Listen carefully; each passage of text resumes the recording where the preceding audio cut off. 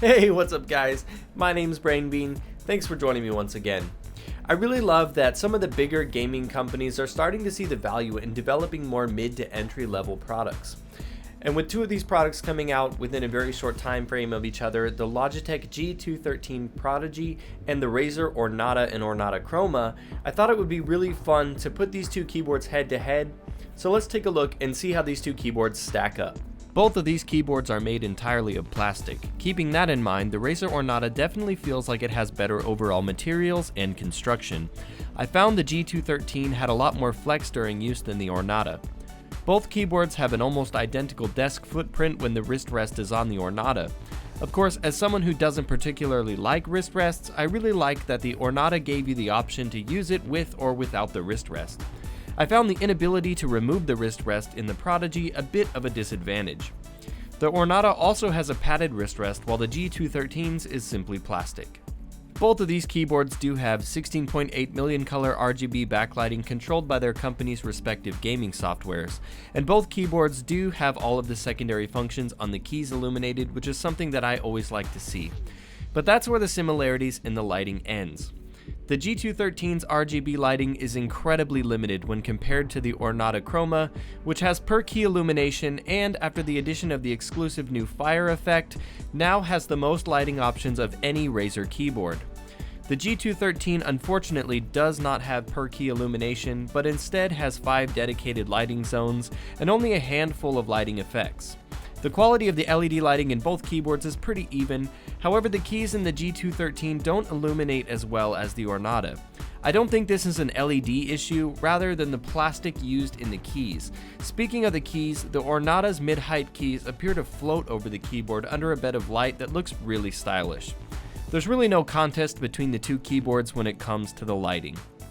In terms of extra features, the Logitech G213 does come with dedicated media keys. There's also a key to toggle the lights and gaming mode.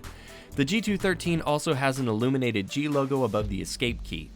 The RAZER Ornata, on the other hand, does not have an illuminated logo or dedicated media keys, but you can easily toggle them via the function key. Both keyboards offer a spill-resistant design, but the Ornata does have 4 drainage holes, while the G213 does not. Okay, so let's talk about what you really want to know about. Let's talk about how these keys compare. It's important to address that a lot of people consider the Logitech's Mechadome key to be a mechanical membrane hybrid.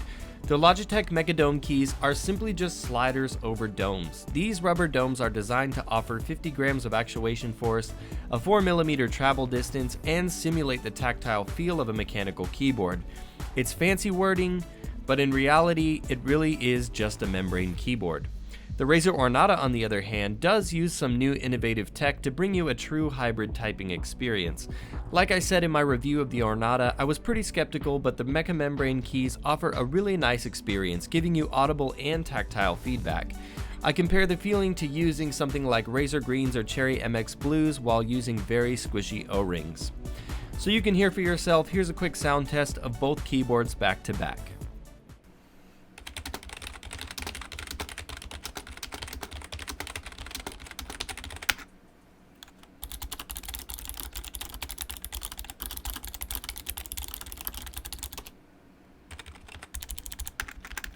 So by now, it's probably pretty apparent that the Ornata is simply better than the G213 in almost every way. Now, you could argue that this is appropriate because the Ornata costs more at $100, with the non-RGB model costing you $80.